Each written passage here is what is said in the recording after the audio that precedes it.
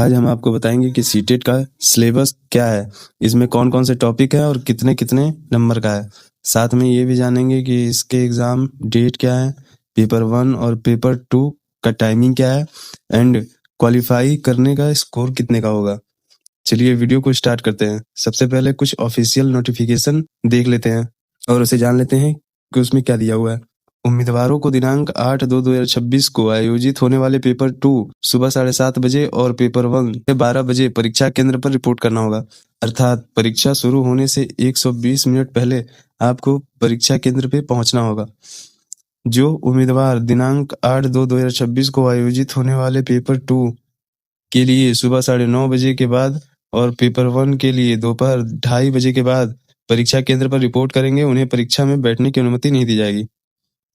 मतलब कि आपको अपने एग्ज़ाम टाइमिंग से 2 घंटे पहले एग्ज़ाम सेंटर पे पहुंच जाना है और यदि एग्ज़ाम शुरू होने के बाद पहुंचते हैं तो एग्ज़ाम नहीं देने दिया जाएगा। अब अगला नोटिफिकेशन देखते हैं। इसमें दिया है सीटेट में सभी प्रश्न बहुविकल्पीय प्रश्न होंगे, जिसे एमसीक्यू भी कहते हैं, जिनमें 4 विकल्प होंगे, जिनमें से एक उत्तर सबसे उपयुक्त होगा। प्रत्येक प्रश्न के लिए 1 अंक निर्धारित है और कोई नकारात्मक अंकन नहीं होगा। हर क्वेश्चन 1-1 नंबर का होगा और इसमें कोई माइनस मार्किंग नहीं है। अगला अपडेट, प्रश्न पत्र की भाषा। मुख्य प्रश्न पत्र द्विभाषी अंग्रेजी और हिंदी में होगा।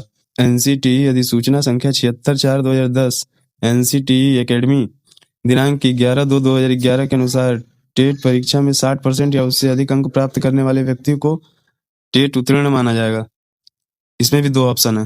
पहला, स्कूल प्रबंध, सरकारी स्थानीय निकाय, सरकारी सहायता प्राप्त और गैर सहायता प्राप्त अपनी मौजूदा आरक्षण नीति के अनुसार अनुसूचित जाति, अनुसूचित जनजाति, अन्य पिछड़ा वर्ग, दिव्यांग व्यक्तियों आदि को रियायत देने पर विचार कर सकते हैं। दूसरा, भर्ती प्रक्रिया में सीटेट स्कोर को महत्व देना चाहिए। हालांकि सीटेट उत्तीर्ण करने से किसी व्यक्ति को भर्ती रोजगार का अधिकार नहीं मिलेगा, क्योंकि यह नियुक्ति के लिए पात्रता मापदंडों में से केवल एक है। अब बात करते हैं एग्जामिनेशन डेट की। एग्जामिनेशन डेट है 8/2/2026। पेपर 2 मतलब 6 से 8 वालों का एग्जाम टाइमिंग है सुबह में 9:30 बजे से 12 बजे तक और पेपर 1 मतलब 1 से 5 वालों का एग्जाम टाइमिंग है दोपहर में 2:30 बजे से 5 बजे तक। और जो पेपर 1 और पेपर 2 दोनों डाला है उसे दोनों एग्जाम देना होगा। अब बात करते हैं सिलेबस की। सबसे पहले जानते हैं प्राइमरी 1 से 5 वालों के सिलेबस को। इसमें टोटल 5 टॉपिक है, जिसमें पहला बाल विकास एवं शिक्षा शास्त्र, दूसरा गणित, तीसरा पर्यावरण अध्ययन, चौथा भाषा 1 होगा और 5वां भाषा 2 होगा। इसमें कुल मिलाकर 150 बहुविकल्पीय प्रश्न होंगे, जिसका कुल अंक 150 का होगा, मतलब कि हर प्रश्न के 1 अंक होंगे। अब जानते हैं एलिमेंट्री 6 से 8 वालों के सिलेबस को। इनके भी कुल 5 टॉपिक है, जिसमें पहला बाल विकास एवं शिक्षा शास्त्र, दूसरा गणित और विज्ञान शिक्षक के लिए है ये, या तीसरा सामाजिक अध्ययन सामाजिक विज्ञान, ये सामाजिक अध्ययन और सामाजिक विज्ञान शिक्षक के लिए है। चौथा भाषा 1 और 5वां भाषा 2।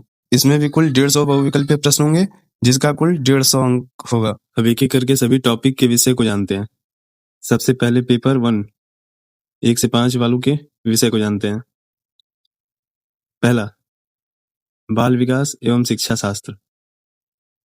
इसके अंदर जो पहला पॉइंट है वो है बाल विकास। अब इससे कौन कौन से टॉपिक से पूछा जाएगा वो हम आपको जानकारी देते हैं। पहला पॉइंट है विकास की अवधारणा और सीखने से इसका संबंध। दूसरा पॉइंट है बच्चों के विकास के सिद्धांत।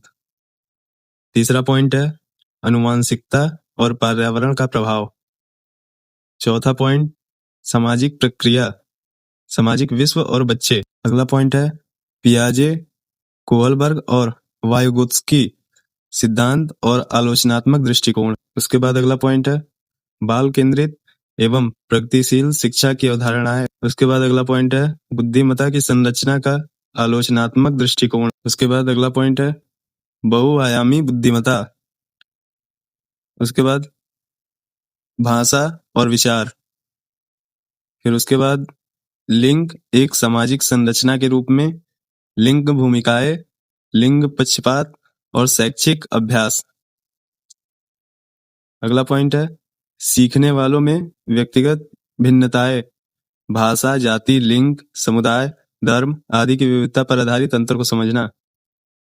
उसके बाद अगला पॉइंट है सीखने के लिए मूल्यांकन और सीखने के मूल्यांकन में अंतर। विद्यालय आधारित मूल्यांकन, निरंतर एवं व्यापक मूल्यांकन, दृष्टिकोण और अभ्यास। अगला पॉइंट है सीखने वालों की तत्परता का आकलन करने के लिए उपयुक्त प्रश्न तैयार करना।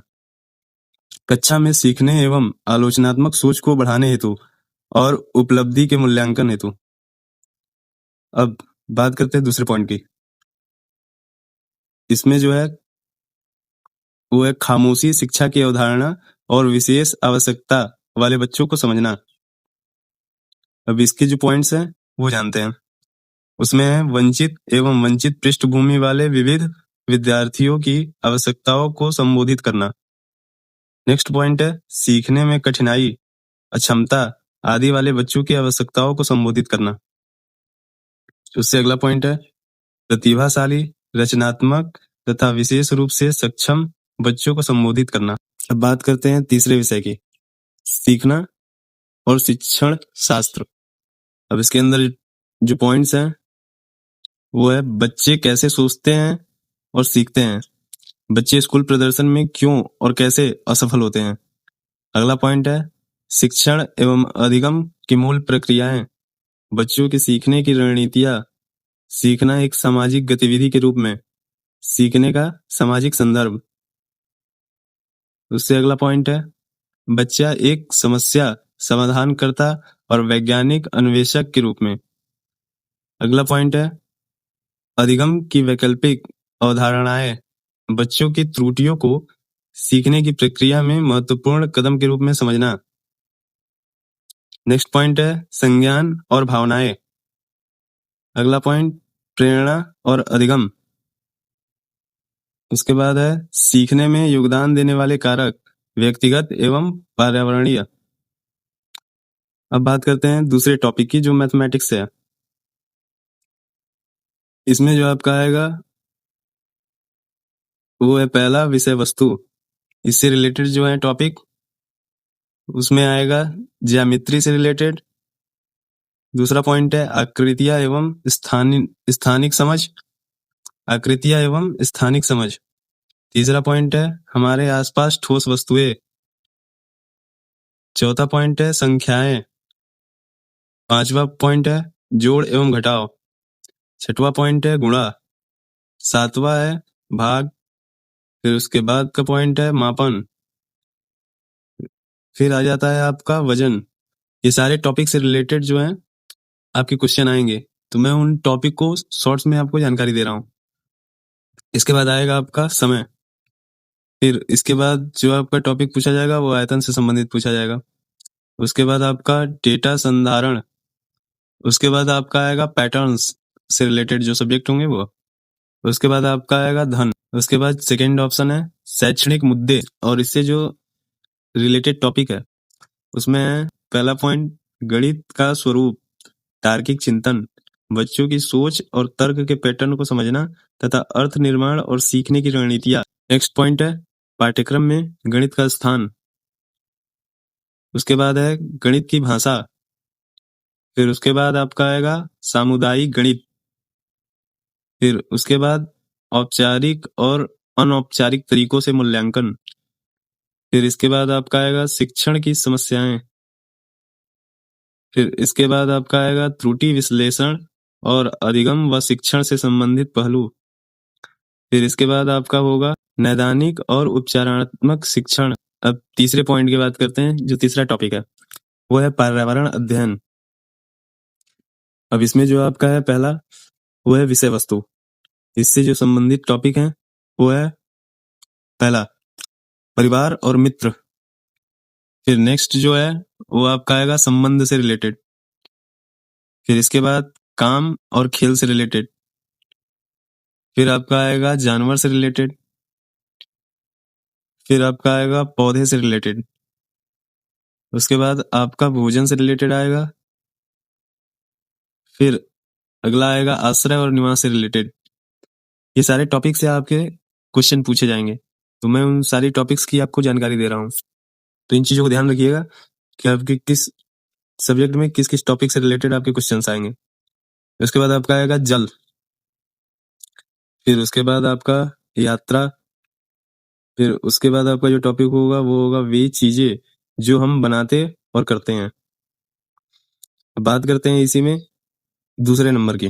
दूसरे नंबर का जो आपका होगा वो शैक्षणिक मुद्दे से रिलेटेड पूछे जाएंगे। इसमें जो आपका पॉइंट है पहला, ईवीएस पर्यावरण अध्ययन की अवधारणा और क्षेत्र। नेक्स्ट पॉइंट है ईवीएस का महत्व, एकीकृत ईवीएस। उसके बाद है पर्यावरण अध्ययन और पर्यावरण शिक्षा। उसके बाद नेक्स्ट आपका होगा सीखने के सिद्धांत से रिलेटेड। उसके बाद नेक्स्ट पॉइंट है विज्ञान और सामाजिक विज्ञान से संबंध एवं विस्तार। फिर अगला पॉइंट है अवधारणाओं को प्रस्तुत करने के तरीके। उसके बाद नेक्स्ट पॉइंट है गतिविधियां। फिर उसके नेक्स्ट पॉइंट्स है प्रयोग एवं प्रायोगिक कार्य। फिर उसके बाद आपका होगा चर्चा। फिर उसके नेक्स्ट पॉइंट में आपका आएगा सतत एवं व्यापक मूल्यांकन। उसके बाद आपका आएगा शैक्षणिक सामग्री, सहायक सामग्री से रिलेटेड। उसके बाद आपका आएगा समस्याएं। उसके बाद बताते हैं चौथे टॉपिक जो कि है भाषा। इसके अंतर्गत जो पहला है वो है भाषा समझ। इसमें दिया है पॉइंट जो पहला वो है अपठित गद्यांशों का वाचन, 2 पैसेज, एक गद्य या नाटक और एक कविता जिनमें बोध, निष्कर्ष, व्याकरण और मौखिक क्षमता पर आधारित प्रश्न होंगे। गद्यांश साहित्यिक, वैज्ञानिक, वर्णनात्मक या विवेचनात्मक हो सकता है। उसके बाद इसका जो दूसरा टॉपिक है वो है भाषा विकास के शिक्षा शास्त्र। इसमें जो आपका आएगा वो सीखना और अधिगम से रिलेटेड आएगा। नेक्स्ट पॉइंट है भाषा शिक्षण के सिद्धांत। अगला पॉइंट है सुनने और बोलने की भूमिका, भाषा का कार्य और बच्चे इसे उपकरण के रूप में कैसे उपयोग करते हैं। नेक्स्ट पॉइंट है मौखिक और लिखित रूप में विचार व्यक्त करने हेतु भाषा सीखने में व्याकरण की भूमिका पर आलोचनात्मक दृष्टिकोण। फिर अगला पॉइंट है विविध कक्षा में भाषा शिक्षण की चुनौतियां, भाषा संबंधी कठिनाइयां, त्रुटियां और विकार। अगला पॉइंट है भाषा कौशल। फिर अगला पॉइंट है भाषा बोध एवं दक्षता का मूल्यांकन, बोलना, सुनना, पढ़ना और लिखना। फिर अगला पॉइंट है शिक्षण अधिगम सामग्री, पाठ्य पुस्तक, मल्टीमीडिया सामग्री, कक्षा के बहुभाषीय संसाधन। फिर अगला पॉइंट जो आएगा उपचारात्मक शिक्षण। अब बात करते हैं भाषा सेकंड की। इसमें जो है पहला समझ, इससे रिलेटेड जो टॉपिक है वो है 2 अपठित गद्यांश, विवेचनात्मक, साहित्यिक, वर्णनात्मक या वैज्ञानिक जिनमें बोध, व्याकरण और मौखिक क्षमता पर आधारित प्रश्न होंगे। उसके बाद इसी में दूसरा पॉइंट जो है वो है सीखना और अधिगम। उसके बाद आपका आएगा भाषा शिक्षण के सिद्धांत। उसके बाद सुनने और बोलने की भूमिका, भाषा का कार्य और बच्चे इसे एक उपकरण के रूप में कैसे उपयोग करते हैं। अगला पॉइंट है मौखिक एवं लिखित रूप में विचार व्यक्त करने हेतु भाषा सीखने में व्याकरण की भूमिका पर आलोचनात्मक दृष्टिकोण।